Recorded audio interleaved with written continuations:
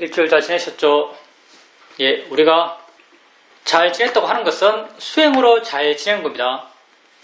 여러분이 정말 수행으로 잘 지냈을 때 정말 잘 지내신 거예요. 왜냐하면 이건 전적으로 여러분의 문제니까요. 세상은 오직 여러분만 삽니다. 좀 극단적이고 과장된 표현일지 모르겠어요. 근데 세상이 뭐겠어요? 세상이란 건 여러분에게 알아지는 것이요. 여러분이 사는 것이 세상이잖아요. 여러분 세상 속에 살아요. 여러분이 TV 보면서 아프리카 탐방하는 TV 프로 보면서 살아요. 그러면 여러분은 아프리카와 함께 사는 그런 세상 속에 살고 있나요? 아니에요. TV와 함께 있는 세상 속에 살고 있는 거예요. TV 화면과 함께 살고 있는 세상 속에 살고 있는 거예요. 세상은 객관적인 게 아닙니다. 세상은 여러분에게 알아지는 거예요. 여러분이 아는 게 세상이죠. 여러분이 아는 것을 제외하고 어디에서 세상을 찾겠어요?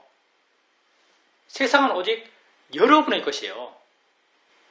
여러분의 알므로 이루어진 세상이죠. 이게 정말 진실이잖아요. 나 이외에 무엇에 기준을 두겠어요?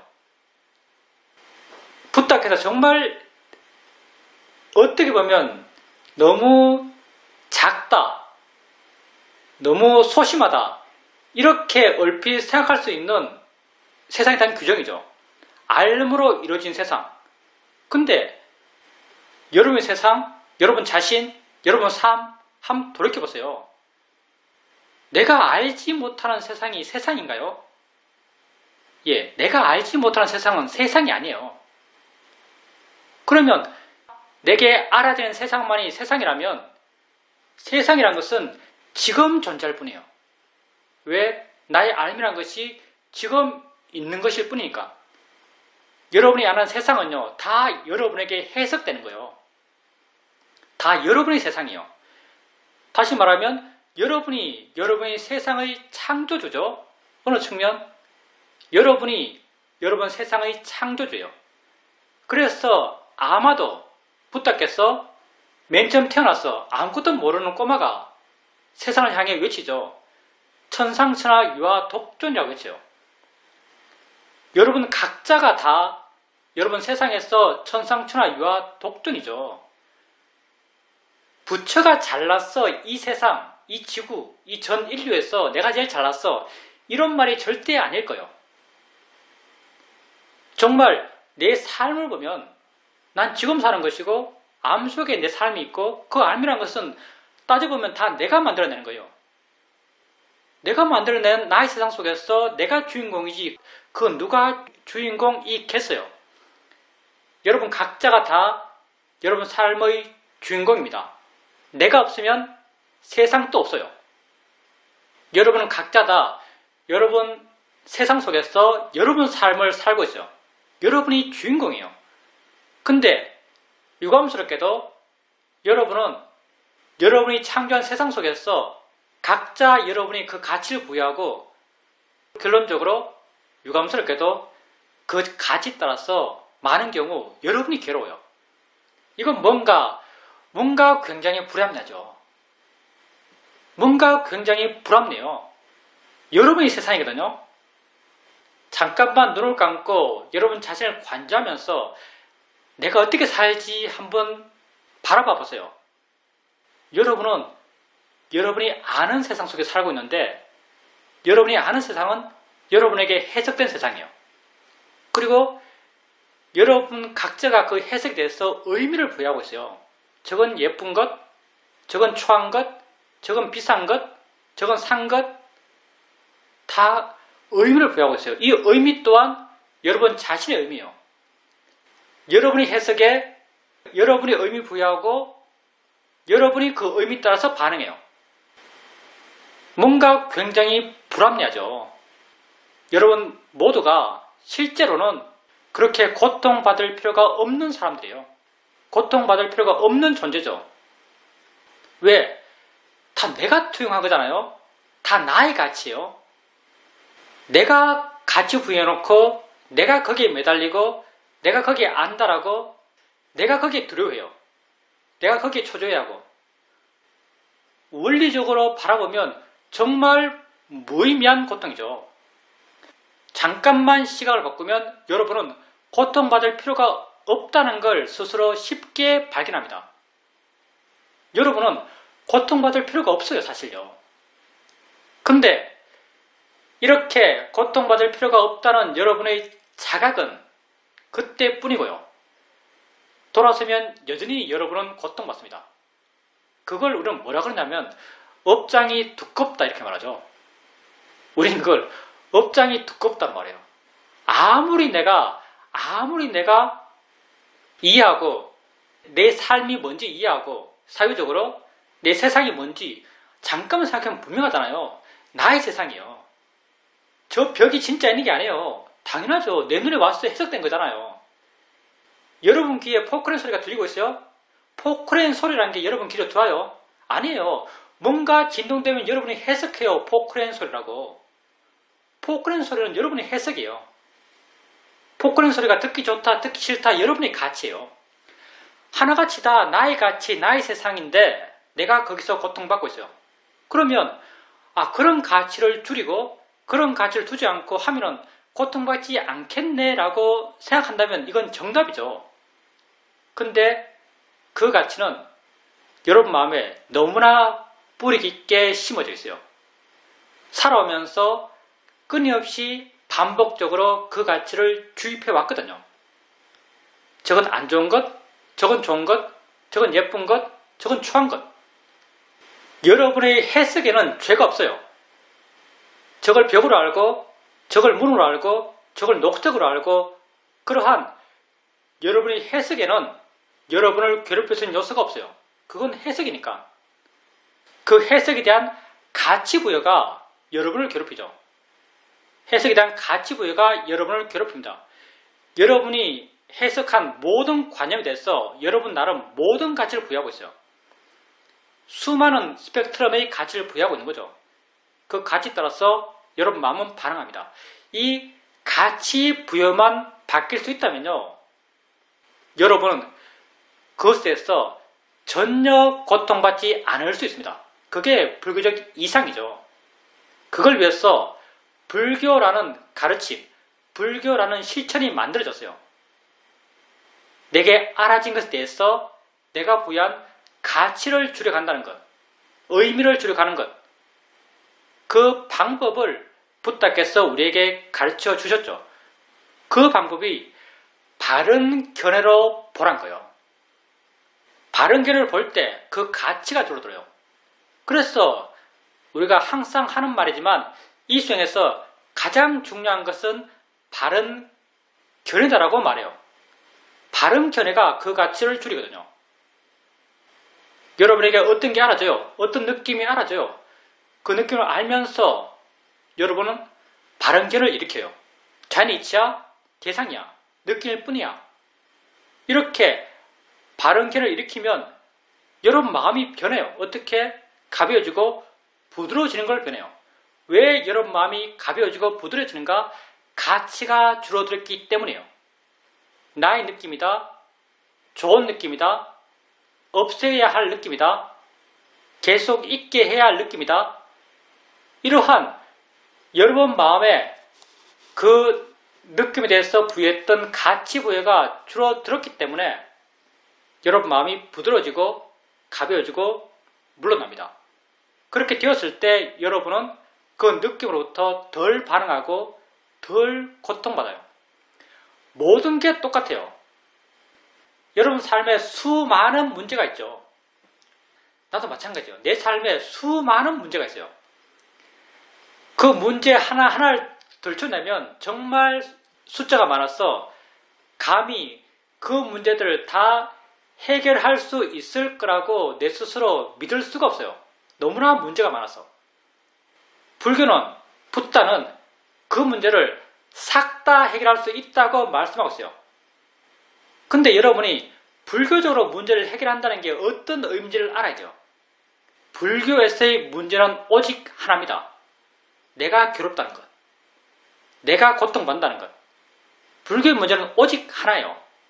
내가 고통받는다는 이 하나의 문제만을 불교는 문제시합니다. 세상에서 내가 빌린 돈을 어떻게 갚지? 아픈 걸 어떻게 치료하지? 세상에서의 문제 해결은 돈을 갖고 병을 치료하는 게 세상의 문제 해결이겠죠. 근데 불교의 문제 해결은 이게 아니에요. 불교의 문제 해결은 그것으로부터 내가 어떻게 고통받지 않을 수 있는가가 불교의 문제 해결이죠. 그 고통은 내 의미 부여에 생겨났고 바른 의미를 부여하면서 그 고통의 문제를 해결하고 돼요. 근데 문제는 수없이 많아요. 아픔도 수없이 많고 삶의 내용상의 어긋남들 그런 것들도 수없이 많아요. 그럼 우리가 어떻게 감히 이 모든 문제를 해결할 수 있다고 말할 수 있는가?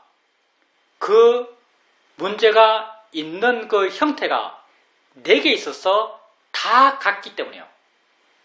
삶에 어떤 문제가 있든 그게 내게 있어서 있다는 그 모습은 다 같아요. 왜? 다 알아지는 것이거든요. 그게 생각으로 알아지든 느낌으로 알아지든 소리로 알아지든 냄새로 알아지든 맛으로 알아지든 다 알아지는 것이요. 여러분 자신에게 어떤 문제가 있다 하더라도 육체적인, 정신적인 여러분 자신에게 내적으로 어떤 문제가 있다 하더라도 내적으로 여러분에게 있는 그 문제 또한 여러분에게 알아지는 거예요. 여러분에게 알아지는 것이니까 여러분이 그걸 문제 있다고 알 수 있는 거예요. 어떤 내용의 문제이든 그게 밖에 있는 문제이든 안에 있는 문제이든 모든 문제가 내 자신에게 있어서 있는 그 모습은 똑같아요. 다 알아지는 것이요. 우리에게 수많은 알아지는 게 있어요. 근데 이 모든 수많은 알아지는 것은 내게 있어서 그 있는 모습은 다 같아요. 따라서 우리는 하나의 있는 모습, 하나의 내 삶의 모습, 삶의 체험, 그걸 바르게 정말 이해한다면 알아진다는 게 어떤 의미인지, 있다는 게 어떤 의미인지, 거기에 대해서 내가 가치 부여한다는 게 어떤 의미인지, 가치 부여를 하는 것이 옳은지 그른지, 내 마음이 그것에 대해서 욕심내고 화내고 두려워하는 것이 합당한지, 가치 있는지, 해야 하는지, 그렇게 하나에 대해서 여러분이 분명히 이해한다면 다른 모든 것에 대해서 여러분은 이해합니다. 왜?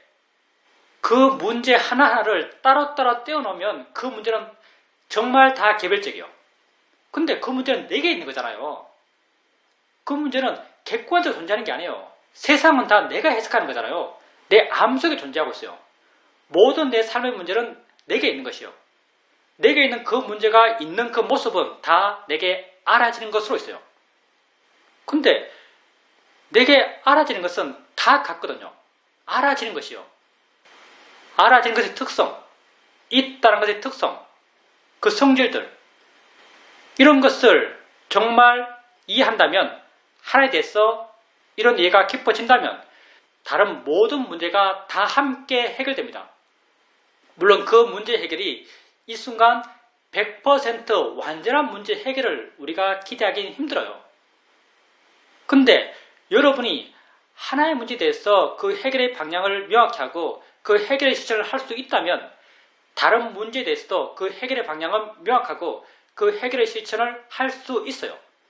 그리고 그 해결의 실천, 그게 우리 수행이고요. 해결의 실천을 통해서 변화되어 나가는 여러분 마음, 변화되어 나가는 여러분 마음이 뭐겠어요? 알아지는 것에 대한 변화된 마음이요. 느낌을 대상으로도 여러분이 바르게 봄을 통해서 마음이 변해요. 그 변화가 뭐예요? 알아지는 느낌에 대한 변화된 마음이요.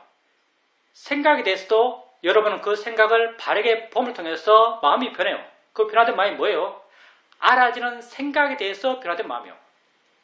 다 마찬가지요. 알아지는 것에 대해서 변화된 마음이요. 하나에 대해서 이렇게 그것을 대상으로 한 마음이 변한다면 다른 모든 알아지는 것에 대해서도 마음은 변합니다. 이걸 여러분이 하려고 하면 할 수 있어요. 단순하거든요. 지금 당장 여러분이 해도 이건 되는 거예요. 느낌 알면서 느낌일 뿐이지. 그러면 마음이 부드러워져요. 이게 그 대상으로부터 알아지는 것으로부터 덜 고통받는 마음 상태로 마음이 변하는 거예요. 여러분은 수행을 통해서 오직 한 마음을 키워갑니다. 우린 그걸 우백가라 그래요. 느낌을 대상으로도, 생각을 대상으로도, 맛을 대상으로도, 소리를 대상으로도 이 한 마음을 키워가요. 이 한 마음은 모든 알아지는 것에 대한 마음이에요. 그러니까 여러분 삶의 문제, 그게 뭐가 되었든 여러분 자신에게 있어서 그 문제는 알아지는 것이에요.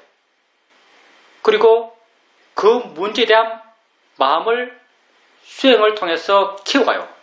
고통받지 않는 마음으로. 수행하면, 바르게 보려고 하면 이 마음은 생겨나고 이 마음은 힘이 커져가요. 이 마음이 여러분 마음을 부드럽게 하고 여러분 마음을 물나게 하고 여러분 마음을 밝게 하고 여러분 마음을 자유롭게 해가고 그리고 이렇게 지혜 있고 가볍고 밝고 활기찬 자기 마음을 보면서 자기 현지에 대해서 확신이 생겨나고 자기에 대해서 믿음이 생겨나고 자기가 어떤 존재인지 스스로의 존재에 대한 이해가 생겨나고 이렇게 자기 삶의 방향이 더 명확해지고 그 명확한 삶의 방향이 더 활기차지고 더 행복한 마음으로 만족하는 마음으로 자기 삶을 살아갈 겁니다. 여러분 삶을 너무 멀리에서 찾지 마세요. 여러분의 내일은 별로 안 중요합니다. 여러분은 오직 지금 이 순간 살 뿐이에요. 여러분이 살아있을 때 여러분 세상에 있는 거예요. 지금 여러분이 좋으면 여러분 좋은 거예요. 지금 여러분이 행복하면 여러분 행복한 거예요. 내일의 행복, 10년 뒤의 행복 이런 건 없어요. 모든 존재는 지금 살 뿐입니다. 어제도 없었고요. 내일도 없을 거예요. 모든 존재는 지금 이 순간을 살 뿐입니다. 이 순간 가치 있게 살고 이 순간 의미 있게 살고 이 순간 좋은 마음으로 살아가고 이 순간 나에 대해서 확실히 찬 마음으로 살아간다면요. 여러분은 이 순간 바르고 행복하고 가치 있게 살아가고 있는 것입니다. 말로 하면 굉장하지만 실천은 단순해요. 지금 내게 진짜 있는 걸 알아가고 그 느낌들, 그 소리들, 그 생각들을 알아가고 그 생각을 바르게 하려고 그러고 바른 마음을 일으키고 바른 생각을 해주고 이렇게 해나가는 실천들 이런 실천들이 쌓이가면서 여러분의 삶이 변화되어 갈 겁니다. 왜? 마음이 변할 거니까. 알아지는 것에 대한 마음이 변해가요. 알아지는 것에 대한 마음이 변해가면요. 모든 것에 대한 마음이 변해가는 겁니다. 여러분 삶이 변해가는 거죠. 여러분은 오직 지금 이 순간 살고 있습니다. 이 순간 참되고 가치 있고 행복한 삶, 그건 여러분만이 만들 수 있어요. 그 어떤 것도, 그 어떤 외적 조건도 여러분의 행복한 삶을 보장할 수 없어요. 여러분 자신만이 여러분의 가치 있고 참된 삶을 보장할 수 있습니다. 그리고 이런 여러분은 그 방향으로 노력하는 여러분이에요. 하면 됩니다. 지금 해도 돼요. 이런 노력을 지속적으로 꾸준하게 잊지 말고 해가길 바랍니다. 질문입니다. 스님 법문을 여러 번 들었지만 오늘 특별히 더 스님 법문이 쉽게 마음에 와닿는 것 같습니다. 이번에 친구들과 함께 여행을 다녀왔었는데 여행을 다니면서 우리 마음이 무엇에 관심을 두고 있냐에 따라서 그 결과에 대한 해석도 완전히 달라진다는 것을 알게 되었습니다. 예를 든다면 나는 음식을 먹을 때 이게 소화가 잘 될까 안 될까를 생각하고 여행 다니면서 소화제를 한 번도 안 먹고 여행을 다닌 것에 대해서 대단히 만족하고 있습니다. 그런데 친구들은 그 음식이 맛있다, 맛없다, 모양이 예쁘다, 안 예쁘다 이런 이야기를 합니다. 그런데 그들이 하는 그런 이야기를 나는 전혀 모릅니다. 어떤 때는 아주 잘 차린 성찬인데 그것이 내게 소화가 잘 안 될 것 같아서 안 먹은 적도 있습니다. 그러니까 내가 관심 갖는 것이 곧 나의 세상이고 내가 세상을 바라보는 방향이라고 알아줬습니다. 그리고 또 나와 비슷한 연배의 친구들과 함께 여행을 하니까 사람들이 얼마나 자기의 고정관념, 자기가 정해놓은 관념에 강하게 집착하고 있는가에 대해서 여러 번 알게 됩니다. 그런데 거기에 비해서 물론 나도 나름대로 그런 관념들을 갖고 있지만 나는 비교적 다른 사람들보다는 좀 더 물러나 있고 좀 더 객관적이 되어 있는 것 같습니다. 우리가 실제로 아는 것은 지금 이 순간 있는 것뿐이고 우리는 현재에서만 살아가고 이런 현재를 바라보고 현재를 알아가고 현재를 이해가는 이러한 윗바사나 수행이 정말 큰 도움이 되는 수행법이다라는 것을 다시 한번 알게 됩니다. 관심에 따라서 세상에 대한 자기 해석이 달라져요. 아는 것도 달라지고 다른 사람들이야 당연히 음식 먹을 때 맛있는가 맛없는가 어떤 음식이 더 보기 좋은가 음식 색깔이 어떤가 이런 것에 대해서 사람들이 많이 관심이 있겠죠. 근데 수행자님은 내가 소화를 어떻게 시키지?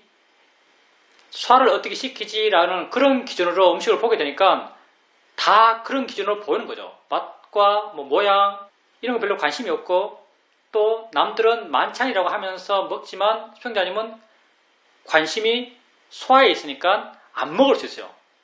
그렇게 정말 안 먹을 수 있었다면 그때 수행자님 스스로 안 먹는 자신을 보면서 어떤 만족감을 느꼈을지도 모르겠습니다. 왜냐하면 그때 수행자님을 하여금 안 먹게 한 마음은 지혜거든요. 옳다고 알았기 때문에 안 먹는 것이 옳다고 알았기 때문에 안 먹었어요. 그렇게 옳다고 아는 것을 실천하면요 마음이 좋아져요. 옳지 않다고 아는 것을 행하면요 마음이 나빠져요. 우리 마음 가운데 가장 정직한 것은 마음의 느낌이요. 마음의 느낌은 절대 속일 수가 없습니다. 내가 아니라고 아는 것을 하면 마음은 나빠지고 내가 옳다고 아는 것을 하면 마음은 좋아져요. 그때 수행자님에게 소화에 나쁘니까 이건 안 먹는 게 좋겠다라는 마음이 있어요.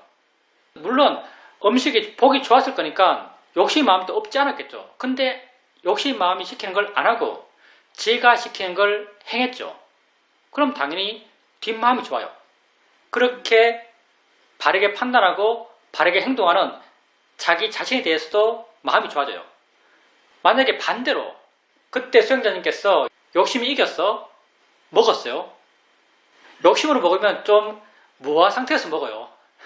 많이 먹고 갑자기 먹고 확 먹죠. 먹을 때도 마음이 안 좋아요.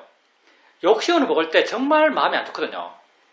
마음이 멍하고 들떠있고 깜깜해요. 그리고 먹고 나서도 또 마음이 안 좋아요. 후회하고 자책하는 마음이 있겠죠. 그리고 만약에 정말 그렇게 먹고 수행자님이 이전에 생각했던 소화 문제가 또 문제가 발생한다면 그땐 정말 마음의 질이 떨어져요. 거기다가 화가 아주 강하고요. 화가 아주 강하기 때문에 그 소화가 안 되는 그 느낌도 아주 강해져요. 굉장한 괴로움 속에 살겠죠. 스스로 자책하면서.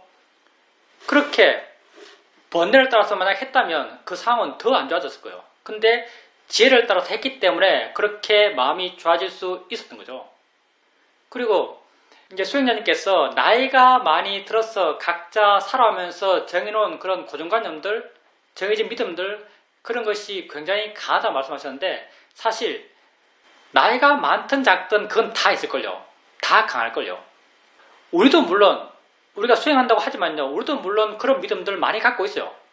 근데 우리는 내 마음에 그런 믿음이 있고 그 믿음 따라서 뭘 하려고 할 때 익숙하게 그런 걸 아는 것을 해왔기 때문에 마음이 이렇네, 하려고 그러네, 이런 걸 어느 정도 알 수 있어요. 어느 정도 알 수 있게 되면요, 자연스럽게 이게 옳은가 그런가, 적당하지 않은가 라고 어느 정도의 객관성을 확보할 수가 있어요. 어느 정도 객관성을.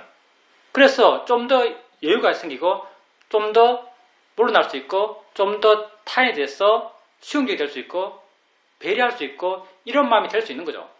근데 이렇지 않은 사람들은 우리보다 훨씬 더 강하게 자기가 믿고 있는 것을 믿겠죠. 그리고 자기가 믿고 있는 것과 다르게 말하고 다르게 행동하는 사람을 용납할 수 없겠죠. 수용이 안 돼요. 특히 여행이라는 게 정말 좀 묘한 것 같아요. 다른 사람과 잘은 모르겠지만 수영자님은 아주 많은 사람과 같겠지만 두세 명이랑 여행하면 정말 여행이 힘들어요. 두세 명이랑 여행하면. 왜냐하면 이게 인간의 본성이 그대로 드러나요. 여행이라고 하는 것은 물론 패키지는 예로 치고요. 난 배낭여행밖에 안 했기 때문에 정말 배낭 찍고 여행하면 모든 것이 선택이에요. 숙소를 어떻게 정한다, 식사를 어떻게 한다, 교통편을 어떻게 한다, 걷는다, 택시 탄다, 버스 탄다, 지하철 탄다, 모든 것이 선택이에요. 모든 것이 선택이기 때문에 각자 마음이 다 달라요. 각자 마음이 다 다르기 때문에 부딪힐 수밖에 없어요. 그래서 그 사람의 내적인 모습들, 그 사람의 경향들, 그리고 갈등이 생겼을 때 해결하는 방식들, 고집들, 그런 것들이 여실히 드러나죠. 그래서 여행이라는 게 젊은 사람들에게 정말 여행을 권해볼 만한 것 같아요. 난 그런 걸 대처 못하는 사람이기 때문에, 난 갈등 해결을 잘 못하는 사람이기 때문에 함께 여행을 거의 안 하는데, 거의 혼자서 여행하는 스타일인데, 그런 사람들, 젊은 사람들에게 친구랑 함께 여행 보내는 것은 아주 권장할 만한 일인 것 같아요. 왜냐하면 갈등이 생길 수밖에 없고 그 갈등을 해결할 수밖에 없고 그 속에서 정말 배우는 게 많을 거거든요. 아마도 수행자님도 여행에서 수많은 선택 가운데서 사람들이 각자의 선입견들, 각자의 믿음에 따라서 자기 주장하고 그 합의를 이루는데 굉장히 힘들었을 거예요. 그렇게 자기 주장을 강하게 하는 사람들은 그런 과정 속에서 많은 괴로움을 받았을 거예요. 나름 수행자님은 그런 과정에서 자기를 객관적으로 볼 수 있고 좀 물러날 수 있고 조금 수용적일 수 있었기 때문에 덜 괴로웠고, 그리고 설령 수행자님 말대로 하지 않더라도 마음 한구 속에서는 그걸 수용할 수 있는 그런 여유 공간이 있었을 겁니다. 훨씬 덜 괴롭겠죠. 이게 다 수행자님이 평소에 그렇게 수행해 오면서 조금씩 쌓아왔던 그런 지혜의 힘들이고요. 마음의 힘들이고, 그런 마음의 힘이 수행자님을 그 상황 속에서 덜 고통받게 하는 거죠. 우리가 수행을 통해서 개발하는, 키워가는 마음은 다 그 역할을 합니다. 수행을 통해서 그 힘이 더 강해지면요, 수행자님은 더 세상에 휘둘리지 않는 그런 사람으로 바뀌어갈 겁니다. 질문입니다. 이전에 스님께서 기회가 되면 수행을 한번 가르쳐 보라라고 말씀하신 적이 있습니다. 저에게 기회가 되어서 수행에 대해서 그렇게 이야기해 줄 기회가 있었습니다. 이렇게 수행에 대해서 내가 이야기해 주게 되니까 훨씬 더 나 자신에 대해서 객관적이 되는 것 같고, 그 이야기를 하는 수행과 법에 대한 이야기가 그 사람에게 뿐 아니라 나에게도 도움되는, 나에게 하는 법문처럼 그렇게 느껴졌습니다. 한 번은 전화로 수행 이야기를 하기 전에 내 스스로 내 마음을 점검했습니다. 어떻게 하려는 마음이 있는지, 그리고 이야기를 할 때 내 자신에게 관심이 있는지, 그리고 내가 무엇을 한다라는 그런 의식이 있을 때 그 마음을 알고 있는지를 점검했습니다. 그리고는 이야기를 하면서 그때그때 일어나는 마음을 알면서, 알도록 노력하면서 이야기를 하자라는 마음으로 수행과 법에 대한 대화를 시작했습니다. 말을 하면서 내가 하는 말들이 점점 바른 견해에 대해서 말을 하게 되고 바른 견해로 대화의 주제가 모여간다는 걸 알 수 있었습니다. 말을 하면서 내가 하는 말들이 더 정리가 되어 간다고 느껴졌고 정말 마음이 하는구나 라고 이해할 수 있었습니다. 그렇게 해나가면서 이게 정말 좋은 마음이구나. 마음이 좋을 때 이것이 내게도 이익되고 다른 이에게도 이익되는구나 라고 알 수 있었습니다. 내가 이전에 수행 오래 하신 분들한테 수행을 한번 가르쳐봐라. 딴 사람에게 수행을 한번 이야기해봐라. 이런 말을 했어요. 왜냐하면 내 스스로 내 자신을 바라봤을 때 내가 사실 미얀마에서는 나름 열심히 수행했어요. 미얀마에서는 나름 열심히 수행했죠. 왜냐하면 센터에 있었으니까 내가 모범생이거든요. 범생이죠, 범생. 수행센터에서 못 놀아요. 열심히 수행해야죠. 수행센터에 있으면. 근데 의지가 강하고 내 삶의 방향성이 분명하고 이 삶의 방향성이 분명하고 의지가 강해서 외적 환경에 휘둘리지 않고 내가 할 길을 꿋꿋하게 갈 수 있는 그 정도의 힘이 있는 사람인가? 전혀 그렇지 않다고 나는 내 자신을 판단하거든요. 내가 미얀마에서 한국에 귀국했을 때 그냥 쇼미 수행한 사람이 특징이 그거잖아요. 뭘 하려는 생각이 없잖아요. 그냥 되는 대로 살았어요. 한국 선방 가고 이렇게 살았죠. 그러면서 사실은 약간 치열한 수행자의 그런 마음가짐 그런 것들이 조금씩 약해져 갔어요. 어느 정도 좀 형식적인 건성의 그런 수행을 했던 것 같아요.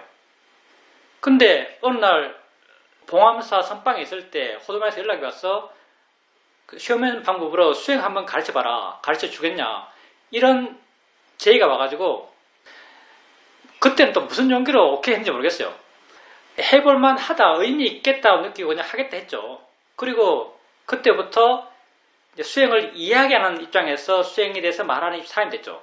근데 그게 정말 내게는 큰 힘이 됐거든요. 수행을 말한다는 것. 물론 엄청 피곤하죠. 정말 힘들었어요. 호두마을 버스에서 내렸어. 호두마을 걸어서 올라가고 있을 때 내 마음 상태가 어떤지 아세요? 뭐 수행 목표 한다. 기쁘다. 이런 마음이 절대 아니고요. 그 마음은 좀 약하지만 내가 신병 교육대 마치고 부대, 그 자대 그러는데 부대 배치대에 갈 때 트럭 뒤에 타고 갈 때의 그 깜깜한 마음 그 깜깜한 마음 그 두려움 그 마음의 약화된 버전이에요. 호두마을 올라갈 때의 마음. 근데 호두마을 가서 닥쳤으니까 해야 하잖아요. 닥쳤으니까 수행 이야기를 해야 돼요. 근데 수행 이야기를 하면서 인터뷰를 하면서 마음이 점점 좋아져가요. 그리고 마음이 좋아진 상태에서 또 수행 이야기를 하니까요. 수행 이야기를 하면서 그 이야기하는 내용이 내게 더 깊이 이해돼요. 그리고 어떨 때는 수행 이야기 또 말했지만 마음이 한다고 말씀하셨는데 어떨 때는 말하면서도 새로운 이야기를 해서 새로운 말이 나와요. 이게 내가 의도적으로 사유해서 계산해서 나온 말이 아니에요. 말하면서도 마음속에서 새로운 이해가 생겨나고 새로운 이해에서 새로운 어떤 법의 내용이 말로 나와요. 인터뷰할 때도 마음이 워낙 좋으니까 호두마을은 굉장히 타이트하잖아요. 지금 우리는 일주일에 한 번 이렇게 2시간 하겠지만 호두마을은 내가 일주일 있으면요. 매일 법에 대한 말만 평균 한 6시간 해요. 나중엔 턱이 아프거든요. 말을 워낙 안 하다가 갑자기 가서 말을 하니까 나중에 턱이 아파요. 몸도 힘들고 체력도 떨어진 것 같은데 마음은 점점 좋아져요. 나중에 인터뷰 같은 거 할 때 어느 사람이 말하면은 내가 답을 하고 난 뒤에 내 스스로 감탄할 때가 많아요. 내가 어떻게 그걸 이렇게 말했을까? 이런 감탄. 내가 이걸 어떻게 이걸 이렇게 말했을까? 이런 감탄들을 많이 해요. 다 그만큼 내 마음이 좋아졌기 때문에 말을 하면서 새로운 이해에 비추어서 새로운 말들이 나왔기 때문에요. 그리고 그때 내 마음이 워낙 좋기 때문에 마음이 좋다는 것은 마음이 굉장히 수용적이란 말이죠. 호두마을에 오는 사람들 가운데 직구적 사람도 많거든요. 나를 한번 이겨보겠다 덤비는 그런 공격적인 수행자들, 인터뷰도 아주 공격적으로 하는 인터뷰하는 사람들 적대요.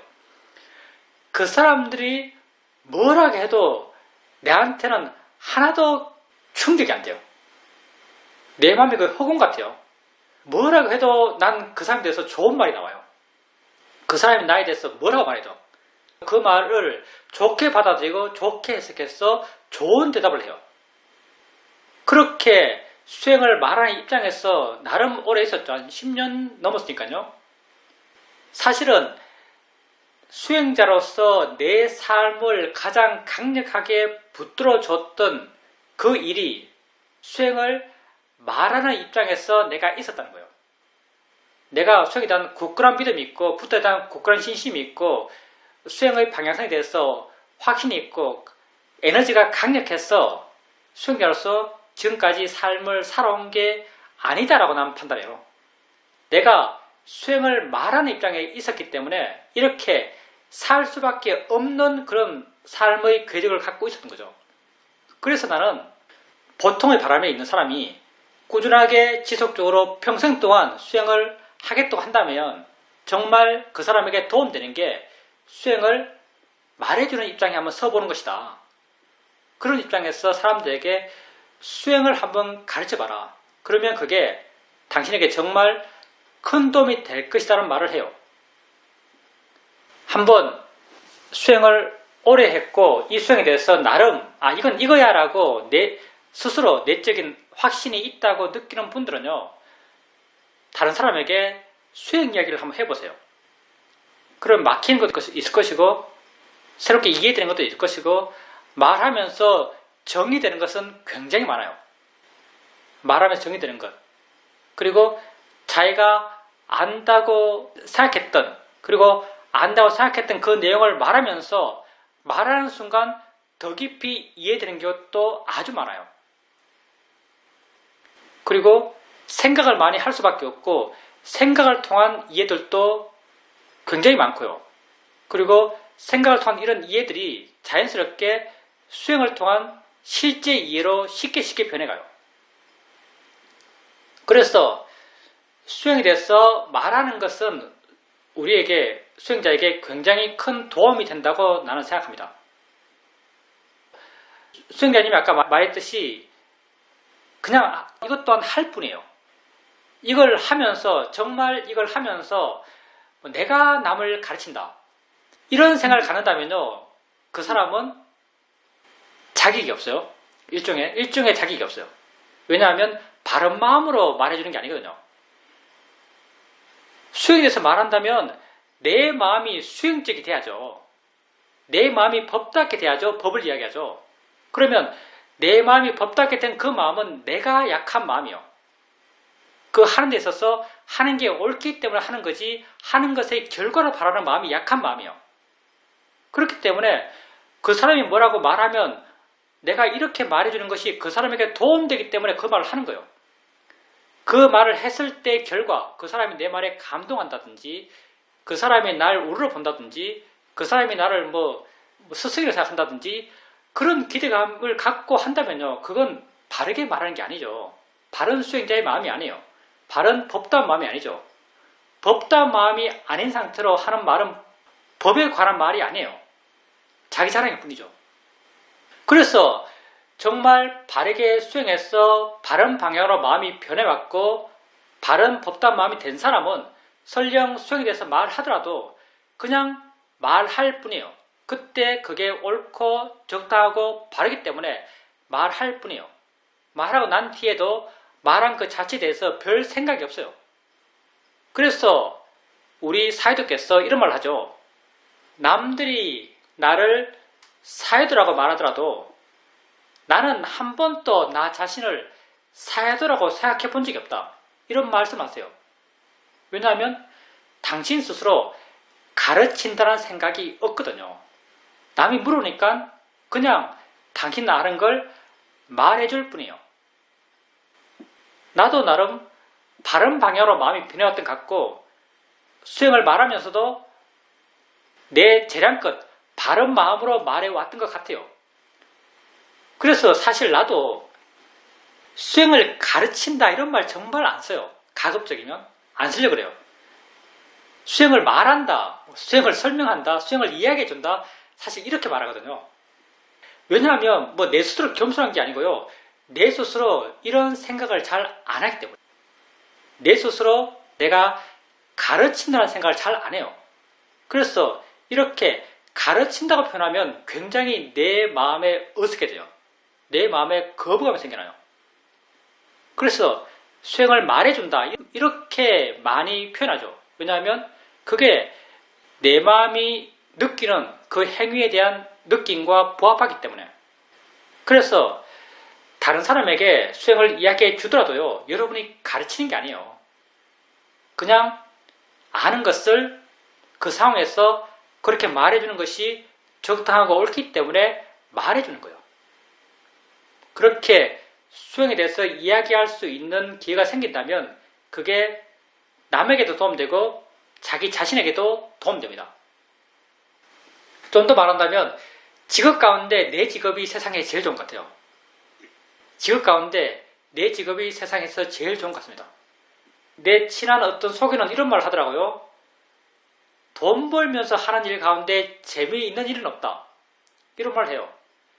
무슨 말이냐면 자기 직업적 활동을 하지만 그게 자기 내면적 에너지와는 다르다는 거죠. 자기 내적 에너지와 자기 직업적 활동은 전혀 다른 문제예요. 직업적 활동은 드러나 있는 돈 벌기 위해서, 생활을 유지하기 위해서, 사회적 지위를 유지하기 위해서 사회적으로 자기의 그런 행동과 말을 기대하기 때문에 하는 거예요. 자기 내적 에너지는 그게 아니에요. 항상 외적인 행위와 내적인 자기 마음의 태도의 괴리가 존재해요. 거의 모든 사람이 이런 마음의 심적 괴를 갖고 살아가지 않을까라고 생각합니다. 근데 내 직업, 수행을 말하는 나의 직업, 나는 이 수행을 이해하고 있어요. 이 수행이 옳다고 알고 있어요. 그리고 실제 나는 내 삶 속에서 이 수행을 실천하고 있어요. 이 수행을 실천하면서 이 수행의 옳음, 바름, 의미 있음, 가치 있음을 내가 느끼고 있어요. 다른 사람에게 이야기해줘요. 다른 사람이 자기 삶의 문제나 자기 수행적 문제를 이야기하면 나는 내가 이해하고 내가 알고 있는 방향에서 이 이야기를 해줘요. 이 이야기는 그 사람에게 맞춘 측면도 약간 있겠지만 그 이야기는 근본적으로 내 마음의 에너지, 내 마음의 태도, 내가 이해하고 있는 삶에 대한 이해를 바탕으로 나오는 말이에요. 그리고 내가 이렇게 말할 뿐 아니라 이 말을 내가 또 실천하고 있어요. 그래서 내 마음의 에너지는, 내 마음의 태도는 내 안과 내 생각과 내 밖으로 된 표출들이 다 하나같이 숨이 상관해요. 처음과 끝이 다 같거든요. 그래서 그럴까요? 부탁께서 이 법에 대해서 이런 말씀을 하셨죠. 이 법은 처음도 좋고 중간도 좋고 끝도 좋은 법이라고 말씀하셨는데 이 말이 이런 입장에서 하신 말씀일 수도 있겠다라는 생각을 합니다. 정말 나는 내 직업을 세상에서 제일 좋은 직업이라고 생각하고 있습니다. 질문입니다. 제 경우를 봐도 수행을 지도한다라고 말을 하게 되면 거기에는 나라는 것이 자연스럽게 기입되어 있고 수행에 대해서 말한다라고 내 활동을 이야기하게 되면 거기에는 나라고 하는 것이 훨씬 더 약해진 상태인 것 같습니다. 그게 수행을 말하는 사람의 바른 마음 자세요. 함이 없는 함이죠. 그게 바른 마음이요. 가르침이 없는 가르침이요. 지도가 없는 지도죠. 그게 수행을 말하는 사람의 바른 마음 자세고요. 보살의 마음이 바르다면 그런 마음이 될 수밖에 없습니다. 그래서 자기 스스로 스승이다 생각하는 불교 티처들, 그런 분들의 마음에 대해서는 굉장히 의심스럽죠. 자기 스스로 티처라고 생각하는, 자기 스스로 스승이라고 생각하는 불교를 말하는 사람들, 바른 마음이기 힘들지 않을까 생각합니다. 내가 이해하는 바른 마음에서는 그런 생각이 안 들거든요. 질문입니다. 딸, 사위, 손주에 대해서 반응하는 마음이 다 다르다는 것을 알 수 있습니다. 이렇게 각각에 대해서 다르게 반응하는 마음에 대해서 재밌다라는 생각이 들기도 하지만 그 각각에 대해서 마음이 다르게 반응하는 것이 대상에 대한 이해가 부족하기 때문이다라는 생각도 듭니다. 그래서 좀 더 관심 있게 그것을 보게 됩니다. 한 번은 화두수행을 하는 도반과 함께 걸으면서 법담을 한 적이 있는데 그 도반과 이야기하면서 화두수행과 내가 하고 있는 이 수행에 동일한 어떤 만날 수 있는 접점이 있다라고 생각되었습니다. 그리고 그 친구는 어느 스님에게 배우고 있는데 그 스님은 일도 많이 하시고 남도 많이 도와주시고 수행도 열심히 치열하게 하시는 분이다 보니까 잠도 한두 시간밖에 안 주무시고 건강도 굉장히 안 좋다고 하십니다. 그래서 도반이 스님에게 그렇게 건강이 안 좋으셨어, 아프셨어, 어떻게 하냐라고 물어본 적이 있는데 그때 스님께서 아픈 개는 아픈 대로 두고 나는 내 할 일을 한다 이렇게 말씀하셨다고 합니다. 그 말을 들었을 때 알아지는 것에 대해서 내가 어떤 자세를 취해야 하는지, 알아지는 것에 대해서 내 마음이 반응하는 것이 의미 있는지 그런 것에 대한 이해가 내 마음에 확 생겼습니다. 그러면서 현재 진짜 있는 것이 무엇인지, 그리고 내가 왜 현재 있는 것을 알아야 하는지, 그리고 스님께서 한번 이렇게 하는 것이 우리 삶의 치트키다라고 말씀하셨는데 스님의 말씀처럼 지금 현재 마음을 두고 현재 있는 것을 알아가고 현재 있는 것을 바르게 알아가려 하고 그걸 통해서 어떤 이해가 생겨나고 이해를 통해서 나를 알아가고 좋은 마음이 생겨나고 해나가는 이 모든 것이 내 삶의 치트키다라는 생각이 들었습니다. 그 치트키 같다고 수행자님이 느꼈던 건 수행자님에게 그때 그거 관련된 자기 삶이나 현재나 바르게 보려고 하는 거나 진짜 있는 것이나 이런 것에 대한 이해가 분명했기 때문이죠. 그 이해를 통해서 수행자의 마음이 가벼워지고 부드러워지고 자유로워지는 그런 좋은 방향으로 변화가 분명했기 때문에 그런 노력들의 방향성에 대한 확신이 생겼고 확신이 생겼으니까 내 삶의 어떤 분명한 수단, 분명한 의지처, 치트키라고 이렇게 마음에 와 닿았을 겁니다. 이해했기 때문에 이해가 그때 있었기 때문에 그런 확신들이 있었던 거죠. 우리가 이렇게 수행을 해 나가죠. 수행을 해 나간다는 게 다 현재 자기에게 일어나는 것들을 알아가는 거예요. 이렇게 알아갈 때 그 대상들은 다양하죠. 수행자님께서 아들, 딸, 손자 이렇게 말씀하시는데 대상들은 다양해요. 근데 대상들의 근본적인 성질들은 다 같아요. 다 알아지는 거죠. 다 알아지는 거예요. 다 알아지는 것으로 근본적인 성질은 다 같아요. 그래서 알아진 것에 대해서 수행자님이 개발하는 마음, 수행자님이 키워가는 마음도 다 같아요. 수행자님은 그 대상들에 대해서 점점 물러나고 가벼워지고 부드러워지고 자유로워지고 우백해져가는 그런 마음을 키워가요. 이런 마음을 키워간다는 입장에서는 똑같고요. 대상을 향한 수행자의 마음도 똑같은 방향으로 변해가요. 근데 그 대상을 향한 수행자님의 말과 행동은 다 달라요. 다 다른 게 당연하죠. 만약에 수행자님이 각각의 대상에 대한 그 변화된 마음이 똑같다겠어 각각의 대상에 대한 수행자님의 말과 행동이 똑같다면요. 이건 굉장히 딱딱한 것이고요. 이건 굉장히 어색한 것이고 이건 굉장히 부자연스러운 거예요. 대상들에 대한 수행자님의 말과 행동, 태도가 똑같아지는 것이 결코 바람직한 게 아니에요. 왜냐하면 그 대상들이 이름을 갖고 있고 성격을 갖고 있고 수행자님의 관계성이 다르고 관념적 의미들이 달라요. 우리가 관념적 의미들이 실제하지 않는 것이라 그래서 수행을 이야기할 때 굉장히 그걸 무시하고 그걸 가짜게 생각하고 내버려두고 고려 안 하고 이렇게 해나가는 경향이 분명히 수행에는 있어요. 그렇지만 우리 삶에는 그렇지 않아요. 우리 삶에는요. 관념적 그 의미들이 굉장히 중요합니다. 그리고 이 우리 삶의 내용은요. 이 관념적 의미들로 가득 채워져 있어요.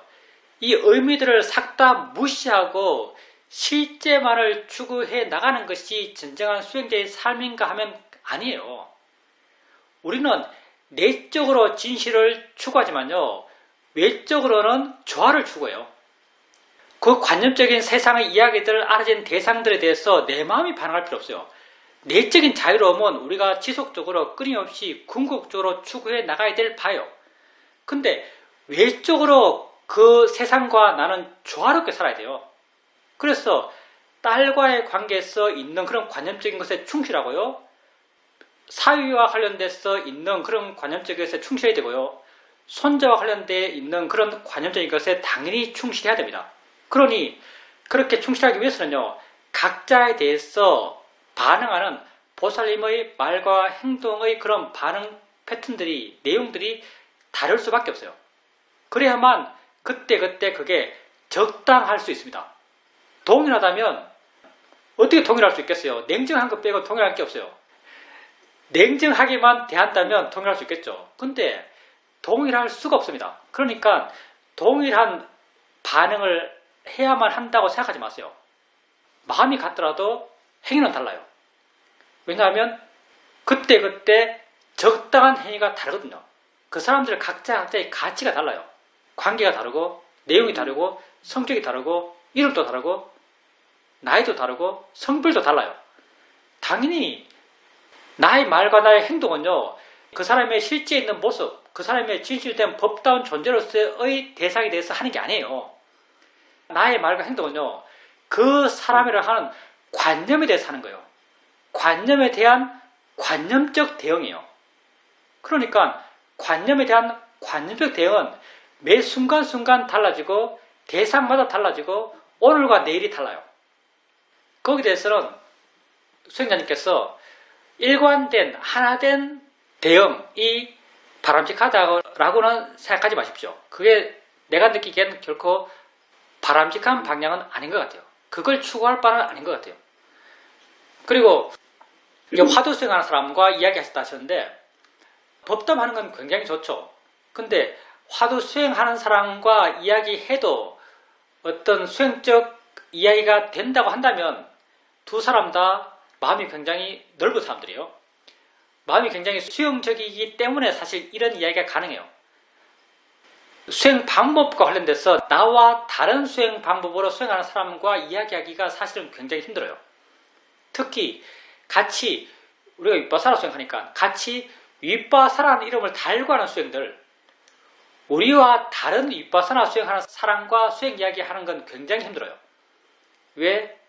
서로 자기가 하고 있는 수행에 대한 믿음과 확신들이 굉장히 강하기 때문에 그런 것 같아요.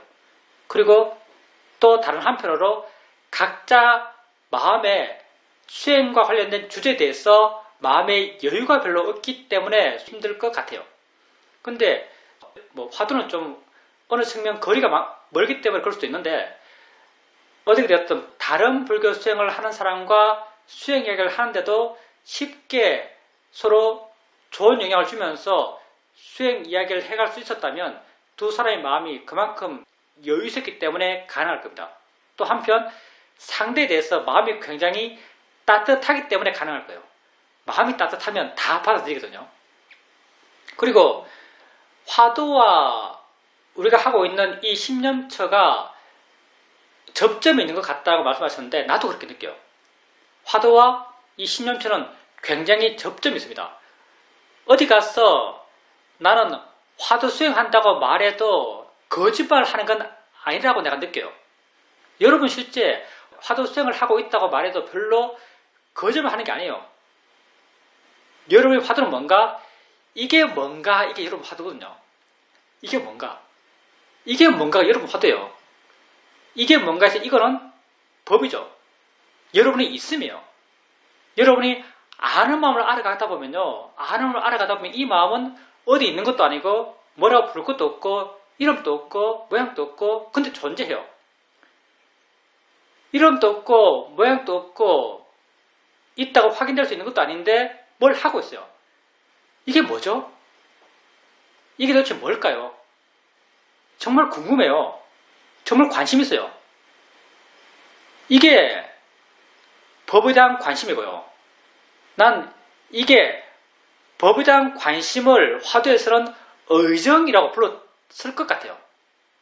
의심의 덩어리, 이걸 의정이라고 그러죠. 법에 대한 관심과 의정이 뭐가 다르겠어요? 사실은요. 법에 대한 관심과 의정은 별로 안 다른 것 같아요. 우리가 법에 대해서 의정을 갖고 있거든요. 법에 대해서 의심을 갖고 있어요. 화두수행법을 의심법이라고 그러죠. 우리는 법에 대해서 알고 싶어하는 마음을 끊임없이 일으켜가요. 그게 법에 대해서 끊임없이 의심하는 거죠. 우리가 의심이라고 하면 의심법에서 의심이라는 표현 자체를 좀 말도 그렇고요. 이게 수행적으로 오해되는 부분이 있는 것 같아요. 의심하면 회의하는 거잖아요. 의심이라고 하면 회의 쪽의 뉘앙스를 많이 풍겨요. 근데 의심이란 말은요, 사실은 알고 싶어하는 마음, 호기심, 관심, 궁금함, 이런 의미에서의 의심이죠. 그래서 화두수행도 바르게 하면 궁극적으로 우리랑 같은 곳에서 만날 수 있다고 생각합니다. 법에 대해서 관심 갖고 법을 계속 반항하는 거죠. 한때 이걸 생각해 본 적도 있는데, 좀 더 이야기하면 관심 있는 분은 재밌을 것 같아서 화두 하잖아요. 이먹고 이먹고 이먹고 해요. 이먹고 이먹고 이먹고 해나가면요, 이거 하기 쉬울 거잖아요. 마음이 훈련이 돼가지고 그냥 이먹고를 그냥 해나갈 거예요. 그러면 당연히 이먹고 하는 것으로부터 좀 멀어지지 않겠어요? 하기 쉬운데요. 애써서 집중해서 하겠어요? 이먹고 하는 것에서 멀어질 거예요. 객관적이 될 거고. 이먹고 하는 것에 대해서 멀어지고 객관적이 되면요, 내 생각에는 이먹고라고 드러난 관념, 이먹고는 관념이잖아요. 의미고 언어니까. 이먹고라고 드러난 관념 밑에 있는 뭔가에 대해서 궁금함이 생길 거예요. 뭐가 이걸 일으켜냈겠죠? 뭐가 이걸 일으켜냈어요?